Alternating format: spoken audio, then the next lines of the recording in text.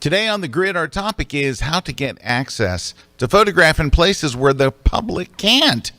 The K-Man, Kuna Man, Canahan, the real Rocket Man is here, and he's going to show us a few really cool shots from this week's launch. We've got some very cool giveaways to some folks who are watching the show live. It is going to be, I predict, a fine day on the grid. And it all starts in just 23.2 seconds. Let's go! The Grid is brought to you by Platypod, the tripod alternative that is changing the world. Everybody has a Platypod. You should too. Go to platypod.com. Well, hello, everyone. Hello. And welcome to Masterpiece Theater. No, welcome to another live episode of The Grid. You can tell it's live because it's late. Yes. Yeah, we had some streaming issues, which is, not unusual. It's always Facebook and It's YouTube. Facebook, right? So anyway, but we got it fixed. We are a little, we're way late. We're crazy late. But it doesn't matter. The network will let us run over, so it's okay. Welcome, everybody. We've got an interesting show today. We're going to be talking about how to get access to places that the public can't usually get. So this is a topic that Erik and I get asked a lot about. And so we're going to give you some hints on how to get into those places or events that normally you would not be able to access. We're also going to tell you about one where getting access doesn't really matter. It doesn't help very much. Not much. All right, so we're going to do that today. Also, we've got some giveaways. We got some news and stuff. But first, I want you to see some of Erik's pictures. So he photographed the ULA launch this week, and he sent me a couple of shots. And there was one, and then he sent a second one that I particularly like because I'm not used to seeing. So this is images. this is the rocket. And what's interesting about this shot right here is it was triggered by another launch. So there's a Falcon 9 launch a pad away. So that's my camera at sunset when this one's going off, taking the picture of that. Man, we put up so many rockets now. All right, this is the rocket lifting off. So we've got the rocket. Ooh, on I like pad. that. I'll go back one. Oh, ooh, I like that. yeah. I like that view. That's Thanks. nice. That's the actual. That's one of the cameras that was capturing that sunset.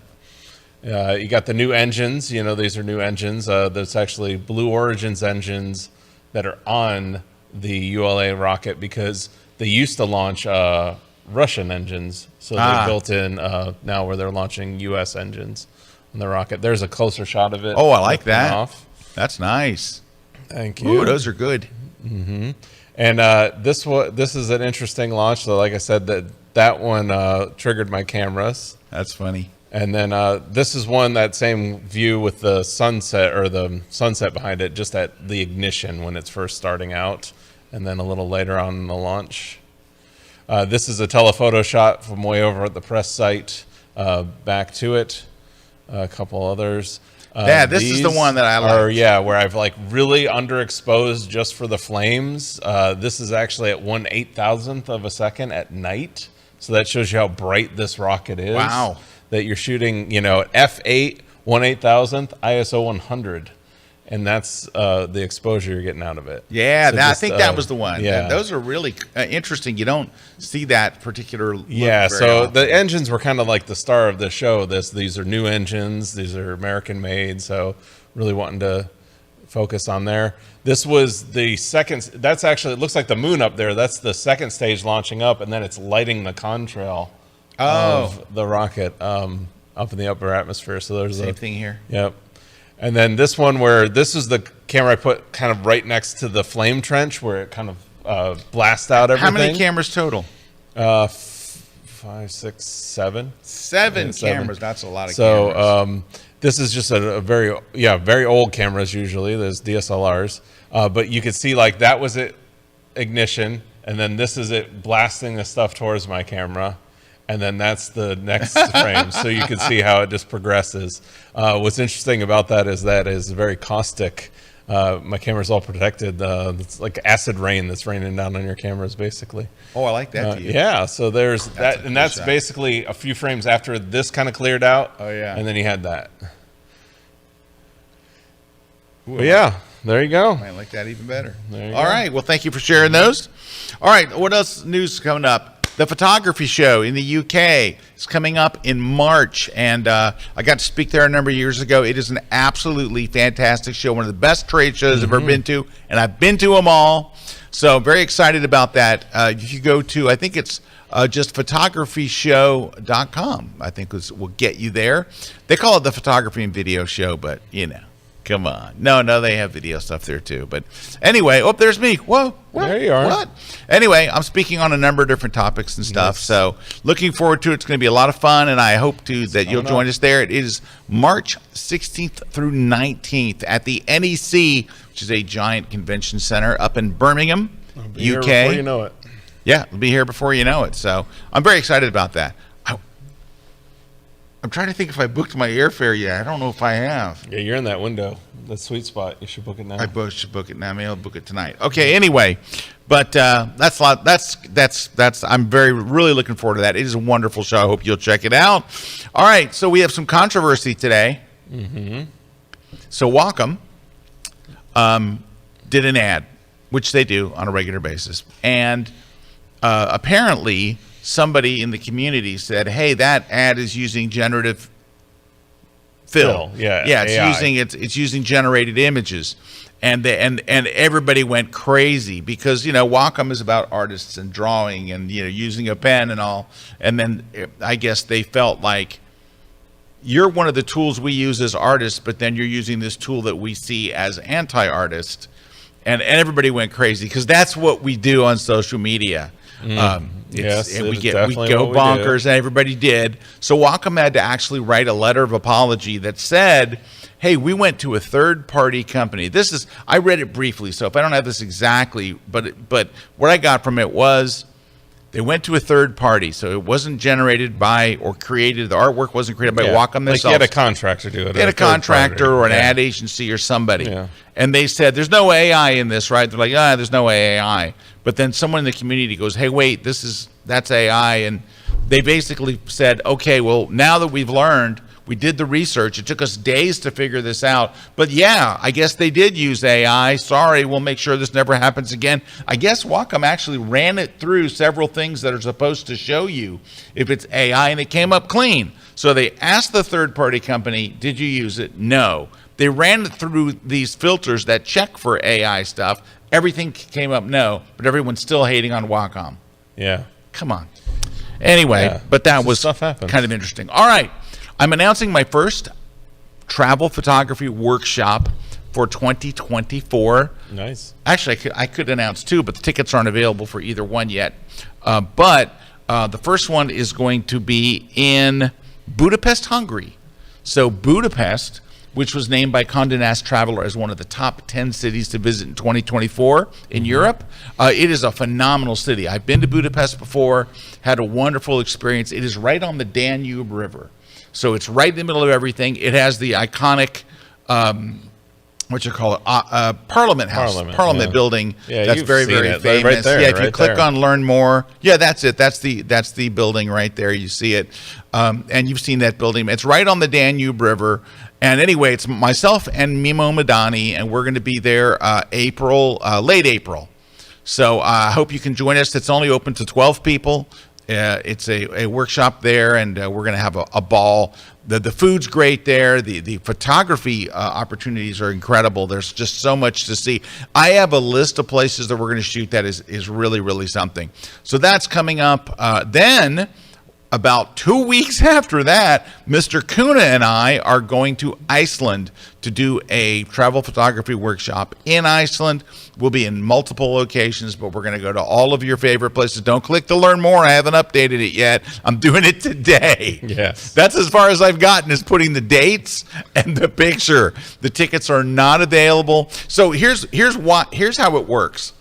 The first thing I do is I tell everyone that's been to one of my workshops. So past participants are getting an email today with a link to get a ticket. After that, it's everybody on my newsletter. So I have a newsletter you can sign up for at scottkelbyworkshops.com. So scottkelbyworkshops.com. At the bottom of the page, there's a little, then those people get notified next. If there's any tickets still available, then after that, I notify the public. So next week it'll be open to the public, but this week it strictly will be first for a few days, people that have been to my other workshops, then newsletter, then the public if anything's left. The last one sold out before we ever got to the public. What was that, London? Yeah, and that and definitely happens. So that's why you want to get on those newsletter lists. Get on the newsletter list so you'll know early. And so those are the two that I have now. The third one is looking like Lofoten Islands in Norway in early September. We're working on the dates and hotels and all that right now. But it looks like me and Dave Williams. Oh, what? Dave Williams and I in the Lofoten Islands in early September. It's not pronounced Lofoten, right? It's Lofton. Yes. But whatever. You know where it's at. It's that place where that picture was taken. Right there. But Dave lives there now. He actually lives there. He's got the inside track. We're going to stay in those little red cabins. And they're nice. They're really nice. Dave did a video about them. I think I showed it here on the grid. Now, speaking of workshops, I have one later this year as He's got one. Listen to this one. Because, like Dave's all into, Lofoten Islands, the travel, Norway, all that stuff. I'm into the Milky Way, right? He is the Milky Way. If you're looking to, kind of master the Milky Way, even if you're a beginner, got people that are shoot on their phones, on their DSLRs, mirrorless, whatever. If you go to MilkyWayWorkshops.com, we have a workshop it's basically like a retreat. And you go to this place and you get immersed in dark sky. And we, for those days, just learn how to master how to take Milky Way photos. So, and if you want to see, that's the kind of stuff we shot on previous workshops. So you can see, that's the kind of stuff you walk out with. And what's interesting about it is we have a special guest coming this year. Last year I had Russell Brown at the workshop. He loved it. This year, Rick Salmon is going to be there. The legend. I just found out last night. It's actually not even updated on the site yet. So there you go. So if you go to MilkyWayWorkshops.com, you can check that out later on this year. How about that? All right. What else we got? Anything else, or can we get onto our topic? I think. We got to talk about giveaways. So yes. Giveaways. We got a Platypod disc. This is a really cool disc for attaching your camera to your tripod. Then we're going to be giving away the How You Do That in Photoshop book by Scott Kelby. That's me. And then the Photoshop for Digital Photographers book. You can get both of those over on Amazon.com, or you can win it today on the show. We're also giving away a copy of On One No Noise 2023, which is a great plugin for removing noise and adding sharpening. You see there's one of the Milky Way images we shot. And then one V-Flat we're going to be giving away from V-Flat World. It's at this is for U.S. shipping only, so you have to have a U.S. shipping address. But if you use that code Kelby10 at checkout, you get 10% off. So if you want to win any of those prizes, what you're going to do is you're going to leave a comment telling us which prize you would like to win. And at the end of the show, we'll pick the winner of that prize. Just leave us a comment no matter where you're watching. All right, there we go. Right, so talking. All right, let's talk. Access. Let's talk about access. So people will send me emails. I get these on a regular basis. Is that, hey, I want to shoot this college football game or this tennis match or whatever. How do you get in? And it's one of the most common questions I get from sports photographers. But I also get people like, how did you get access to this place, or how did you get that? How do you get access to places the public normally can't get to? It's one of the main questions I get to. And honestly, a lot of these things are about access. It really is. And trying to get, for example, pro-looking photos when you're sitting in the grandstands of just about anything is very, very, very hard. And I'll give you an example. I'm going to use hockey as an example. So in hockey, you can shoot from down at the glass where the players are. They have a hole cut in the glass. Now, not everybody has this. Not every hockey rink, even professional hockey rinks, they don't. But there's a piece of plexiglass that's got a lock on it. You turn it, you pop it out, it's on a cable, and then you put your lens through there. You put it through there while the play is not going on, because that puck will come right through and hit you. So it's a safety issue, but you can shoot through the glass. And you're at ice level. You can also shoot from the mezzanine, which is, above the first section. And I can tell you, it's way easier to shoot from the mezzanine. You get every shot. you can follow the action really, really well. You're going to get every score. And in fact, like when you're shooting hockey, if it's the end of the game and you're shooting reportage, like you're there for like a media outlet or something, you have to run. Like when they take that break before the overtime, you've got to run up to the mezzanine and get up there so you get at least the shot of the puck going in the goal. However, why do you only do it in that one? If it's easier to shoot and you're going to get every shot, why do you not shoot from the mezzanine the whole game? Because the shots are not dynamic. The killer shots are where the public is not allowed, right? The public isn't allowed to stick their camera through a piece of glass. Like those are separate areas that are set up. And it's like you said, though, it's a law of averages. Like you get the killer shot, but you only get a couple killer shots, right? Right, because but that's what everybody wants. They're showing with the rocket shots. Exactly. Like, the reason I have to set up so many cameras is because one camera is a killer shot, but it's not like I'm there to move it around and reframe and recompose. You either get the shot or not. I'm composing a day before the shot and letting my camera work later. So it's crazy. That's where it is, though. It's like if you want a hockey shot, you're going to shoot to the glass. You want a rocket shot, you're going to get on the pad. Right. You know? Now, we are running up against our first break, so we're going to take a short break. When we come back, we're going to talk about exactly, okay, so now we know what we're trying to do. We're trying to get access to a place to make more dynamic photos, or get access to a place the public isn't allowed, or the public is allowed, but you want to get there when they're not there. We're going to talk about all that as soon as we come back. Don't go away.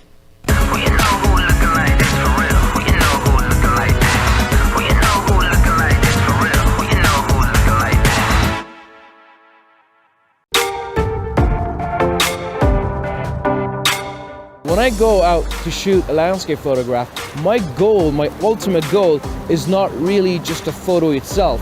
So I don't travel to take photos, I travel to enjoy. I travel to enjoy the journey.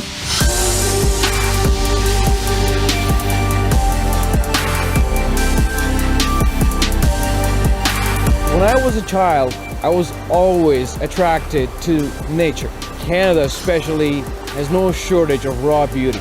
It always is really impressive to look at a mountain and see that, you know, they are eternal. They've been here for a long time. They are going to be here for a long time. So for me to connect with them in this way, which is photography, is absolutely a dream come true.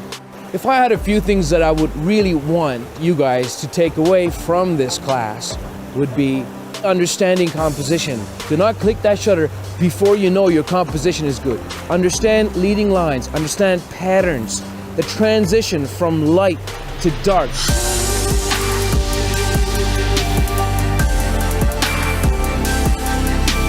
To capture it all, sometimes it's just not possible to do it in one shot. So what I try to do is I try to fix it all in post-processing, and that's just something that we cannot get away from. As a landscape photographer, even in the film days, they did the same thing in the darkroom. So we have to basically take our photos to the next level, take those raw files, the flat raw files, and bring it back to life. The most important thing to understand is what you're going to be doing to those images. Understanding the techniques is not a big deal at all. What's really important is understanding composition and imagery. Once you really understand that, the whole thing becomes really, really easy. My goal is to share as much as I can and show the beauty of Canada to the world.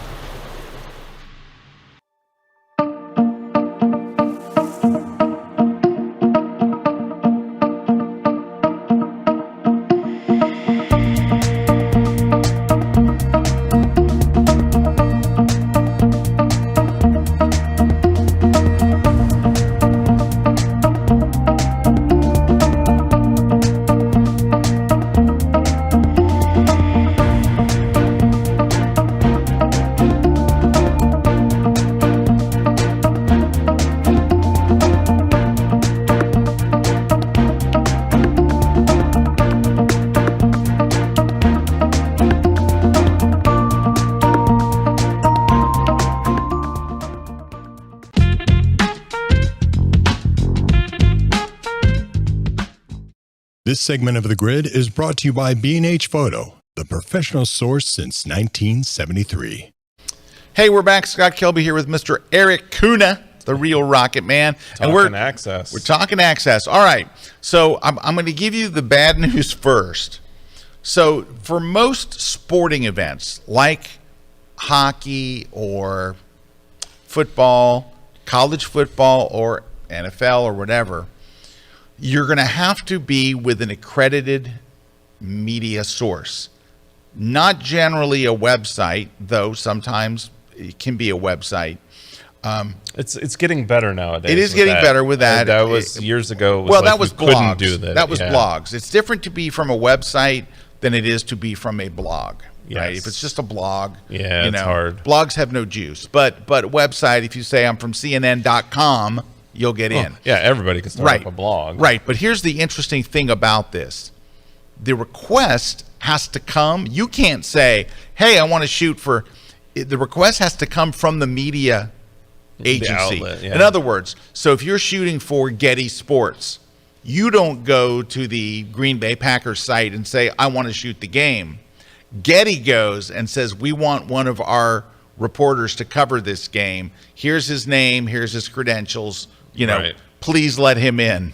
And that's not a guarantee, but most of the time, especially if it's Getty, but if it's Getty or AP or USA Today Sports or whoever, you have to be with some accredited newspaper, magazine, major website, somebody that they know is legit, right? Because all of these venues want legitimate coverage from recognized news sites, right? Yep. So it has to be, but that's your best way in. The problem is you have to get in with those companies first. Yep. Like you have to apply to them. Now, if you go, like most of these like sports wire services and stuff, will have a place where you can apply. That's how I got in with my sports wire service, Zuma Sports. I went to their website and I literally filled out a form on their website and they wanted like 10 pictures. So I sent 10 pictures of pro and college sports and they want, and you know what's interesting in the form, they wanted you to say what kind of equipment you have to shoot the game. Oh yeah. And they said minimums, like you have to have like a Nike, a Canon D1X or a Nikon D5 or a Z9 now. Or now whatever. that is loosened up as well. Well, but at the time, it was sports. Yes, this is with sports. It loosened up with sports, yeah, because you could shoot a rocket with all kinds of stuff. You could shoot a rocket with 10-year-old. I mean, even with sports, it has loosened up a little bit. Just it used in to my be experience, like, I have not noticed that yet. Yeah. However. But they in their thing they said they just want to make sure you're not going to show up and you're shooting with some camera that's incapable of taking the level of photos they don't want you taking stuff and putting the team and the stadium and all that stuff in the bad light. Right. It's now so there's multiple parts to getting accredited with one of these. So let's say that you go and you apply at I don't know, Getty or AP or whatever, and you apply and you go through the things and you send them your pictures of things that you've done before, and they say yes. They say, okay, you're in. Now you have to fulfill that. You can't just go and shoot the game and then send them some photos whenever. Mm-hmm. Now you have to go and you're expected to shoot before the game. You're expected to shoot warm-ups. You're expected to pick out a number of images, caption them, keyword them, and follow. They will give you here's how we want it done. They'll actually give you a document that says how you want it done. You have to do that. You have to shoot. Now, there's different companies will have different ones. Some will want you to turn in images after the first quarter of a football game. Some will want you to turn in images after a score. You'll definitely have to turn in images at halftime. You'll have to turn in images immediately after the game. They all have to be categorized. They have to be edited. They have to have the metadata. I mean, there's a lot to it. It's hard. You will be the last person to leave the stadium. When everyone's gone and the parking lot's empty, there's you dragging your gear out at night. I mean, you get there before anybody. You're there hours before the game. You're there through the game. You're there hours after the game. And then what I would do is go home and upload even more photos. Like I would send the critical photos right afterwards, 30 photos right after the game. Sharpened, imaged, categorized, everything. And then I would go home and do like another 20 or 30 more if I had, enough images. But anyway, so there's a little bit to it. That's one way to get in, which is go the accredited route, newspaper, magazines up. Now, I'm going to let Erik go. We're going to come back to this, and I'm going to tell you another way that might be easier to get in, and I have some examples and stuff of easier ways to get in to that same kind of thing, like maybe to shoot a football game or something like that. There is another way besides being with an accredited media outlet. All right. Yeah, and so sticking with accreditation, I mean, I think a big thing with accreditation is that, like you said, Scott, we have to get to the point where somebody will vouch for us and say, hey, this person will actually take great shots. They're going to deliver. Yeah. So what you have to do, this is what's so hard with this, is your first action, if you're saying, I want to go shoot sports, or I want to go shoot a rocket launch, or I want to go shoot anything that takes this accreditation process, your first thing isn't to go try to get accredited. Your first thing is you need to work at getting a body of work. Yeah, I was going to talk about that. You need to work at getting a body of work so somebody will accredit you. You have to show somebody that, one, you're willing to show up and take those shots and do the hard things. And even if it is going to a high school football game and working up to college and then working up to the pros, or if it's, hey, I've gone around and done all this work around NASA and I've captured the rocket launch. That's what I had to do in the beginning, was you had to go through and prove to somebody, hey, this person's actually going to deliver, they're going to produce results, and then they're going to get that. So that's where I think everybody wants to put the cart before the horse here and just like, but I just want the access, or they just want to just pay for the access. But the reason you also don't want to do that is because when you get that opportunity, if you fail and don't deliver, that's the last time you're ever going to do it. You don't get any more assignments. Do not go out the gate and think, by just being like people do that. It's happened many a times. People, they'll get accredited, they'll go out to a pad, they'll set up. And then, in fact, I remember being at a launch one time, this company was hired to do this job, and they thousands, I mean, I'm talking just ridiculous amounts of money that people were spending to do this, and they came out with no shots. Why? Because none of the people there, why they got the accreditation and they got all that, they didn't have any experience in doing it. So it was like, yeah, they got the credit, but I guarantee they're never going back, and that company's never hiring them again. No. And guess who they hired next time? They hired me. They hired us because we deliver on the thing, and that's part of what it is. So that's where you have to really, again, don't put that cart before the horse. But when it comes to accreditation, it's very similar. I think because I've done sports, I've done news, and now I'm doing aerospace, very specific area. But it's very similar in all those. I mean, anybody can go and get accredited, especially at NASA. I mean, you could just Google NASA Kennedy Space Center media accreditations. There's a website. You go fill out the information. Now, well, the thing is, you fill out the information, but then you're, like Scott said, then your editor or you're the person that is vouching for you is the one that's going to actually confirm that you can get accredited. So you can go get accredited or go apply all you want, but you got to have that accrediting organization that's going to accredit you. So that's what the process is. You really have to take the time to get a body of work, get something together where somebody will vouch for you, and then it's just a matter of then just asking and just asking around. And you start out, just asking if people need this. The best thing I know with a lot of things is to look at local papers, look at local magazines, look at local news outlets, stuff that's smaller at first, and look and see who's using the official photos and who's not using their own photos, like their own people aren't creating.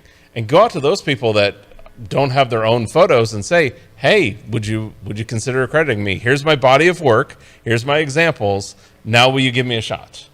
Right. But how do you come up with a body of work? So we'll talk about that right after this. Don't go away. Right. We're going to talk about that next. Yeah, because that's an important piece of the puzzle. It is an important piece. But where's my drink?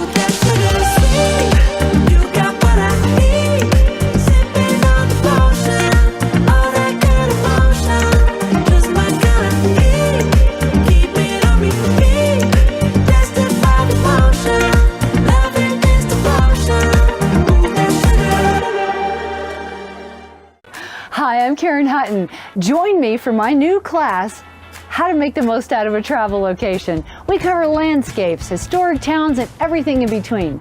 I'm going to show you how to get those big epic mountainscape shots, how to carve them up into wonderful bits, how to do macro, how to do intimate shots. I'm going to show you how to capture the essence of a little town anywhere in the world and the people who live there. Come join me for the adventure on my latest class at kelby1.com.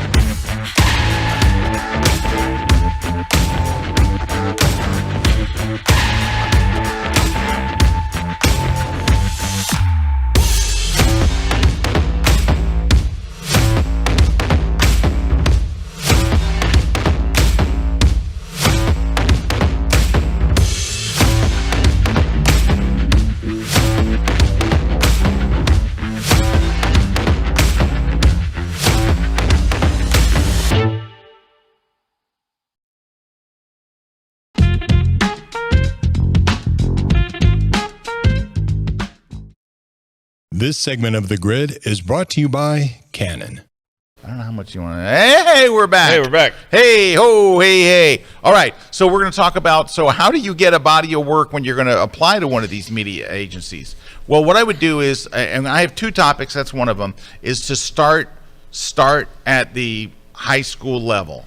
Now, It is easier if you have a student in high school. It makes it very easy because you're a parent and you can go there and go, hey, my kid's doing track and field. I would love to shoot the game. Any problem with me being right down there on the field where they are? Can I get some permission? Or a relative or something. If not, it's going to be a little harder to go. And then you'd have to go to, I don't know if how many high schools have a sports information director. I know that colleges do. I don't know. I don't exactly know who you would go to at it if you don't have. Now, I had a friend. You just who has ask a bunch of people. You ask a bunch of people. Ask somebody who's got. Here's what you do: find somebody whose kid goes there. Like, for example, my next door neighbors have a kid that goes to a high school, and I could ask them. My daughter's in high school, but she's not in any of the sports. But my next door neighbor, their kids are, so I could say, hey, could you ask them? It's amazing what just asking around does. Just asking around. All right. So that's step one. You have to get good, solid high school photos. Now, if football is what you're interested in, this is a bad time to be interested in football as the season is ending. However, I did a course with Dave Black where we went and actually shot a high school football game. And Dave is brilliant, is one of the best. And he and I literally are out at a high school on Friday night. Yes, we got permission. We have a camera crew there. We're shooting everything. I knew the assistant coach there. There you That's go. What it was is you got to know the people. Yep, got to know the people. All right, so we got in and we were able to shoot that, and it's great. You'll learn a ton, and you'll know what to do. Once you get your high school shots, then you can take those and apply to a college. But here's the thing. So this is the second part of this, and it's what I alluded to earlier. What if you can't get in through a media, or what if you're not willing to go through what it takes to do the media, because it's a lot of work and it's a lot of stress because you're on a very, very tight timeline, right? When you go in the photographer's workroom at one of these games or something, nobody's talking at lunch.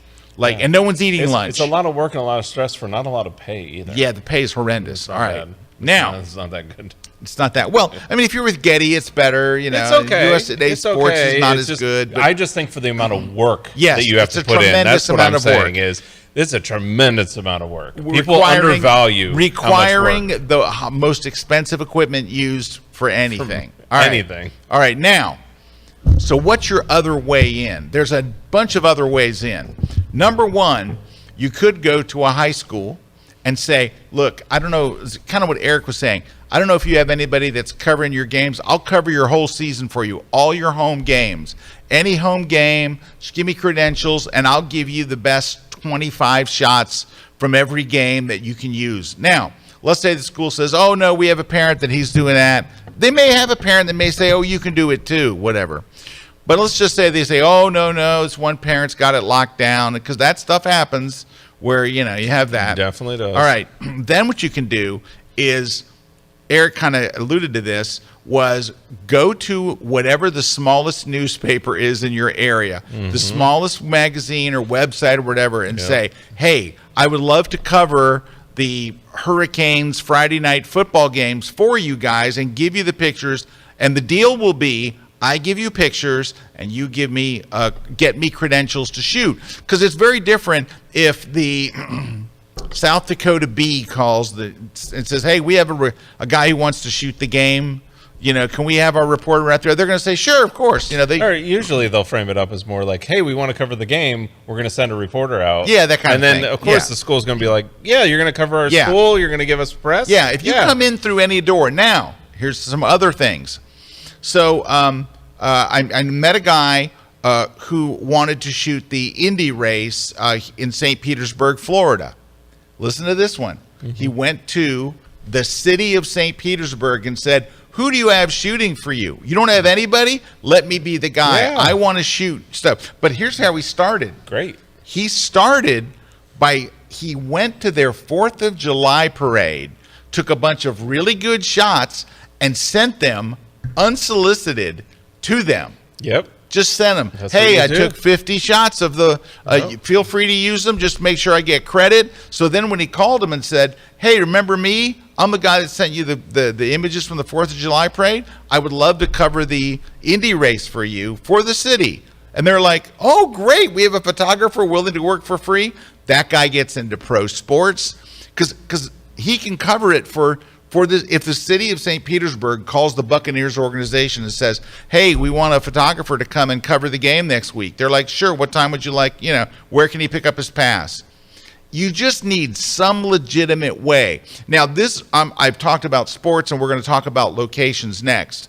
But if you have some legitimate reason from some semi-legitimate thing, also sponsors. Sponsors. Yes. Let's just say that just drive by the stadium and see who's got posters outside and who's got, like, I know Publix. Who has interest in the event, yes, basically. Publix, for example, has big signs in the end zone of the Tampa Bay Stadium, the Raymond James Stadium. You could contact the PR people at Publix and say, hey, I'm a serious sports photographer. I live in Tampa. I would love to cover the Bucs games and give you games, and I'll make sure to take some where you see the player and the Publix sign in the background. That's all they want. They just want those couple photos, and then you get to shoot the whole game. You can shoot the whole game, but you just got to get those couple photos. But that's the thing. If you do go that route, deliver. You got to deliver. Have to deliver. That's what people do. This is all true. They go do this. And that's where they wonder, like, why couldn't get it again? It's like, well, you didn't deliver. You've got to deliver. Right. So I was shooting for the Indy, and I shot one of the races based no, it was before I was on assignment. I wanted to shoot the Indy race. It's coming to St. Petersburg, and I didn't have accreditation. I wasn't with the media. I'm trying to think how I got in. I used a fast one. I got in. I went to Indy and said, hey, I want to shoot your race. You know, I'm not with a thing, but I'm live in the local area. I shoot sports and stuff. And here's what they came back to me with. They said, all right, here's the deal we'll make you. Everybody that we send out to shoot for Indy, this is the Indy Racing League. Everybody we send out just wants to shoot the cars. I need pictures of the crowd. I need people partying. I need sponsors. If you'll spend one day doing that, the day before or whatever, and get me great shots of people, then you can shoot the race. So I did. I went and I had people partying, woo, you know, just and they're all got all their crazy, you know, people dress up to go to these, you know, events and stuff. I have everybody drinking, partying. I got a million sponsor shots. Not only did I get to shoot the race, they invited me to shoot the Indy 400. They said, you're the only guy that's doing what we asked to do. Will you come? And they invited me to the Indy 400 in Indianapolis because I did the thing. I did what Erik said. No, that's what you have to deliver. And you have to put yourself into their shoes, what they would want. That, you know, one of the areas, and I'm sure we'll talk, well, we might talk about this, but one of the areas that that access sometimes doesn't matter as much is air shows, right? Oh, in yeah. Aviation. But here's the thing, I will say along those parallels, is the air shows and the aviation that I get officially asked to cover are the ones where I've gone and delivered them photos that nobody else delivers them. When somebody goes to an air show, you know what they get? They get pictures of the plane up close because that's what they want. Right. You know what the air show wants? Pictures. The crowd. The like crowd, you talked about. yep. When I deliver the crowd pictures and I deliver that, you get asked back. And then you get asked back to cover, and then you get paid to cover the thing. You know, so that's what you want to do. You want to put yourself in, if you want more access, always put yourself in the mindset of who hired you, even if it's for free, who hired you to cover this? Because that will promote you in the future. Yeah. All right. Hey, so we got to take a break. we got some comments coming in too. Here, so we'll do the comments right after the break. We're kind of running a little late today. Let's go ahead and we'll be back. We're going to get your comments, and I have how to get into places. So we talked about how to get into events. Yeah, how to like build how to your get thing. like libraries or theater or churches. That kind of any stuff. place you want to get into that they say no.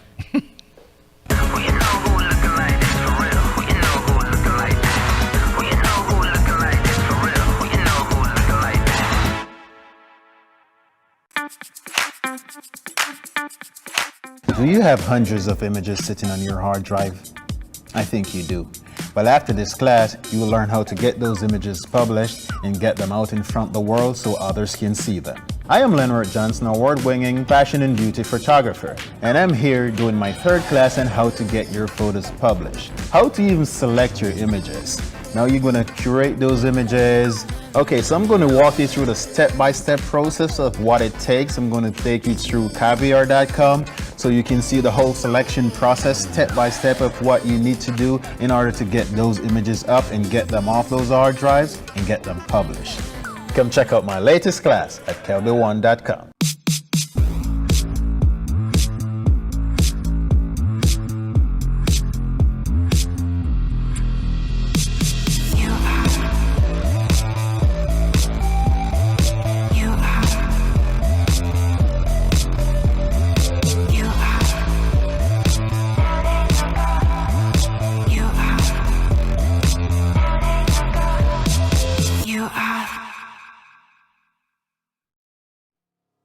I am a portrait and wedding photographer based in Valencia, Spain. I do mainly commercial and editorial photography, and I retouch up to 100 photos a month. We shoot almost every day for all kinds of clients, such as commercial, beauty, and fashion. And we retouch our work more often, like every other day. I used to spend over 1 hour for one photo. If we want professional results, we must remove skin blemishes, do micro dodge and burn, highlight eyes, whiten teeth, and even reduce wrinkles in clothes. And this can easily take me up to 2 hours of work for each photo. So when I saw that there's a plugin for Photoshop that helps you retouch quicker, I was eager to get my hands on it. I read many feedbacks about it, and I found a lot of positive reviews, which made me to consider buying my first plugin.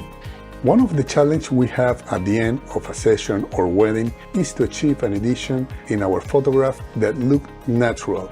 This is where retouch for me has become a game changer. I love the feature that you can pick how much effect it has on your photo and you can adjust it accordingly to your style.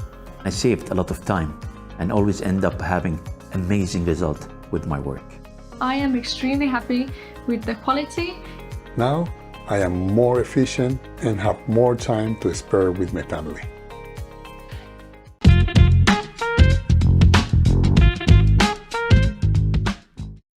This segment of The Grid is brought to you by Platypod, the world's most compact tripod base. We're back. Scott and Erik here. Great comment from Rick here. Yeah, Rick's saying, I'm currently working with a high school wrestling team and got in by talking to the athletic director and the director and the wrestling coach. Perfect. That's it. That's what you want to do. And then James is saying, I have a blog and use that to get media passes. Totally. If you can get it, more power to you. Plus, I'm getting a press lanyard from Amazon, which, by the way, sometimes works. Yeah, it does, especially in the news area. I've noticed that, like, if I can flash something that says press, because I have press badges on all my camera equipment for those moments when you do get into those moments where, oh, that'd look cool if I get access. And sometimes that works, and you're absolutely right. Sometimes it works. However, if you really want to guarantee it works, you get the credentialed route. And then Stu's saying, hey, Stu, the New York workshop was awesome. There you go. Thank you, Stu. And then Lisa saying, hello from Little Rock. I'm newer to Kelby 1 and have done the fast track. This has completely changed the way I photograph and process in images. Thank you.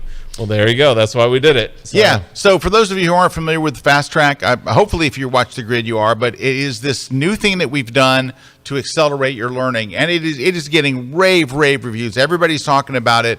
It's 5 classes and you watch one a day for 5 days. Mm-hmm. So it's 1 hour and you watch it for 5 days. And yeah, I mean, people are raving over it. Yeah, it is real. That's it right there. It's 5 courses. And then after that, and I lead you through this. Larry Becker and I kind of host it. I lead you through it. I teach the classes, and then we tell you what to do next. So it's a whole thing. But people are having incredible results, and that was very nice of her to share that as well. Yeah, and we've had so many incredible results with contests lately with our members. Like so many members getting into winning contests. Hey, speaking of that, we just watched Lenworth's ad, right? That he's talking about how to get published. We got an email from one of our members this week who had 7 images published. 7 based from on that class. From that class. Right. So that's where if you take and apply this stuff, it does work. I'm telling you, you just have to go apply it. Oh, nice comment from Marianne here. Yeah, so Marianne saying, I got press access to the Boston Marathon in 2010 through a microstop site. Not sure if this if they still offer this. And yeah, that's definitely a way to go. It's probably a little tighter now in that realm of the world, but you could definitely do it that way and get access. Any way that will get you in. A lot of times it's just about asking. Marianne asks, if you get credentials, should you shoot in RAW or JPEG? They will tell you. Yes. They will say, we want this or we want that. They will literally, they don't, but either way, what they really want is great photos. They want great photos, and then the RAW or JPEG usually has to deal with the speed at which you need to get the photos to them. Hey, Cammy's got a comment. You can always convert a RAW to a JPEG. And it's about this book? Cammy's saying Scott's Adobe Photoshop book for digital photographers. The 2-page acknowledgements was worth getting the book. Classy, Scott. Book is easy, so easy to read with great instruction and examples. I highly recommend it. Well, thank you, Cammy. Someone's going to win that today. Winning that. In fact, I think we have. I never think that anyone's going to read the acknowledgments page that doesn't think they'll be on that acknowledgments page. Let's see who won that book, because I think it's right there. Photoshop for Digital Photographers book is going to Deborah Wall. So Deborah Wall won that, and then Ken Walker won the Platypod disc. We got Sarah Osenga is winning the On One No Noise, and then Jeannie W is winning the How to Do That in Photoshop book. Lisa Brown is winning the V flat. So all you got to do is email us over at gridprize@kelby1.com, and we'll verify verify your information and send you a prize. I'm having a tough time talking today. He's having talking issues. All right. How do you get into places that the public is not allowed to get into? Yeah, like places, so locations. Here's what I do, and I've had pretty good success with this. Start off by going to their social media. So it's amazing. Cathedrals, opera houses, churches, they have definitely social media accounts. Yeah. I start there. I follow them, and then I try to send, if I can. A lot of them will accept direct messages from whoever. And so I'll try to send them a direct message.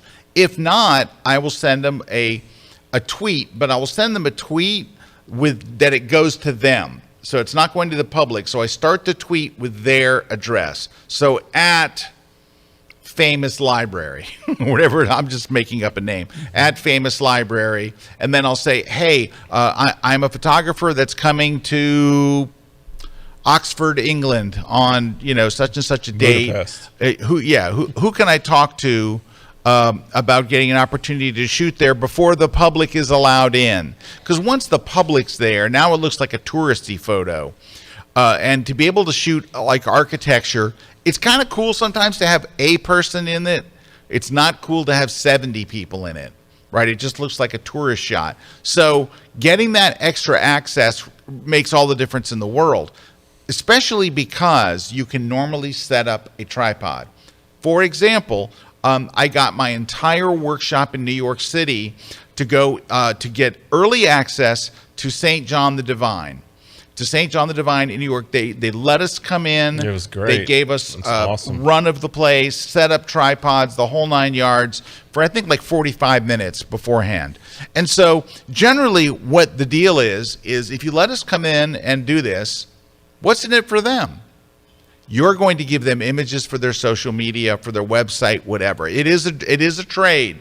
So everybody, and I can tell you from a company, like I have my own social media, Kelby One has social media, you are constantly struggling for new photos and new images and new content especially great to put images. Online. Especially really good images. So if you can say, look, here's a link to my portfolio. I would love to come and shoot, and I'll give you my 10 best photos that you can use on your website or whatever. Now, but here's the key. You can't do this the night before. The more time you give them, the better chance they'll say yes. If you're coming in 2 weeks, I would say 2 weeks from when you're going to arrive in that city or that location, that's kind of late. You want to go 3 or 4 weeks. Like if I was going to be there in February, this would be a good time to say, hey, I'm going to be there on February 4th. Is there any chance I would love to shoot your whatever it is? Event, parade, whatever the thing that the public want, you can't get in there. And that's what I try to do, is to get in there when there's nobody there or when there's great light. I've been able to get in Grand Central Terminal in New York City at 6 in the morning, where there's virtually nobody. There are 5 in the morning, and you get that first light coming through the windows. I mean, you can. It's beautiful. But a lot of times, and I'm surprised at how many big places like Grand Central Terminal, you just have to go to the PR department and fill out a form. And they're just like, sure. They just want to know that who you are and what day you'll be there so they can tell security not to tackle you. So a lot of places they write on their site. Also, go and look, and a lot of them will have photographic policies page. Go to their FAQs and scroll to the bottom. It's always at the bottom of their FAQs, it'll say photography. Some will actually have a photography department.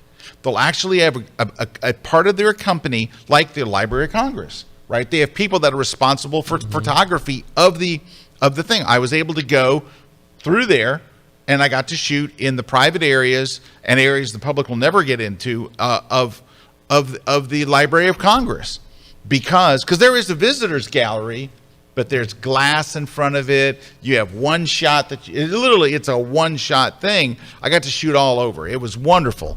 So, and that was just going and doing this thing where you start with their social media. Who's the person to talk to? I want to do a trade. Don't say trade, But I We basically just start the conversation, and yeah, then start the conversation. as the conversation goes, and that's the same. You know, the area that I do the same thing in is Milky Way photography. A lot of times when you want to shoot Milky Way photographies at these great state parks or sometimes national parks, they're closed. You know, some of them are not open all the time. Well, I want to shoot a great Milky Way shot. I've got into many of places just from asking and just going like, hey, I know that you're not open at these times. Is there any way? Here's my work. Here's what I do. I would really love to shoot. I'd really love to shoot your lighthouse with the Milky Way behind it, but I know you guys aren't open. I would like, you know, and it's like, well, sure, you can do that. All I had to do is pay for basically an after hours permit, which is basically me just paying the ranger to be there. Yeah. That's all it is. So you're paying a little fee for the ranger to be there to make sure you're not disrupting anything, but then I got a killer shot out of it. So that's the effort that you have to put into, and sometimes it's just about just asking around and figuring out, hey, can I get access to that? Start on their social media. Yes, if you start with the social media, you start with those people and you just show them your work, then they're again more likely to go like, yeah, we want those photos. Yep. And I would say that's the biggest secret. You got to get the conversation going, which is Erik just said. You got to get the conversation going. And they're generally, you know, social media people are usually pretty hip. They're usually pretty, you know, they're pretty happy to help. And I can say, you know, who do I talk to? And they go, oh, that's Cindy, and she's not in until Thursday, but here's her direct email. And all of a sudden, you've got the direct person who you need to ask, and just state your case. Just tell them, you know, I have an email; it's all ready to go. I have the whole story. I just have to type copy in, and paste and change some words. Yep. But yeah, that's what it is. Is like when you think about it, like it's the same way with a credential. Once you get like credentialed, you get a body of work, and you have somebody that's willing to vouch for you. By going to that person who you know they are looking for an image, they're looking for content. Now you've got an advocate inside that department or inside that company or inside that organization that's going to advocate for you for being there. That's a little different than if you just basically go fill out a permit and you get the permit denied. Yep. You know, if you have an open door already, it's so much easier. So that's where I'm with Scott. I always start in that direction rather than just trying to go through. I'm trying to build that relationship to get that access. Yep. Hey, can we see my screen real quick? Mm-hmm. If you really want to score when you're done, send them a print. Oh yes, this is a secret. If you want to be asked back, I sent this print. I had to get special permission, so I was shooting for the Atlanta Falcons. So I'm shooting. My images go to the Falcons. That's how I got to shoot these games, because I was shooting for Atlanta's photography team. And I asked, hey, can we shoot the players coming out? And they're like, well, you can stand at center field. I'm like, no, I want to put up a remote camera. They're like, no, you can't do that. No. So anyway, I was able to I won't go through the whole story, but I was able to do the shoot. I gave a print to the guy that runs the pyro, who's the guy you have to get the permission from. And I was invited back with great zeal to shoot all kinds of. I think you've had cameras mounted everywhere at that cameras point. Everywhere. Like, all where over. do you want to be? We will put them exactly where you want to be. They even weapon. assigned one of their guys to watch the camera, because one time the mascot knocked over my camera. And so now they assign a guy to make sure that nobody hits my camera. But anyway, that all came from sending a print. So if you really want to have a home run after you're done, don't even tell them you're going to send them a print. Just do it. Just send them a print. What's it going to cost you? $20-$30, and it'll open the door for the future, not just for you, but for other photographers as well. Totally does. All right, we have completely exhausted our time, but I hope that you found that helpful. I hope that now you have a strategy to either get into sporting events or to places that the public isn't allowed to get, and most of it will start with social media. So at least for non-sporting events, there's that. Email, social media, even email too. Just finding somebody's email. Like, again, it's about starting a conversation, explaining. Now, again, the big thing in the beginning is have a good body of work to begin with. And that's why a website's so important, and having social media is so important, because in order to get this access, you need that stuff. All right, let's see. What's going on next week? Anything? Christina, we got anything cool happening next week? Any guests? Not yet. So next week we will have something really cool. Oh, yeah. We'll come up with something really cool, like super cool. That's next week. So we'll be back here next week on The Grid. Thanks to all of you for watching today. Don't forget, if you want to get early notice on my workshops, go to scottkelbyworkshops.com. Or Eric, where do they go for yours? MilkyWayWorkshops.com. MilkyWayWorkshops.com. We will see you guys next week. Thanks to the crew. Thanks to Christina and her crew. Thanks to you guys for watching. And our sponsors. And we'll catch you next week. Oh, and by the way, while you're waiting, go join Kelby One. We got cool. I got some cool classes coming out. Fast track. And take the fast track. This segment of The Grid is brought to you by Platypod, the world's most compact tripod base.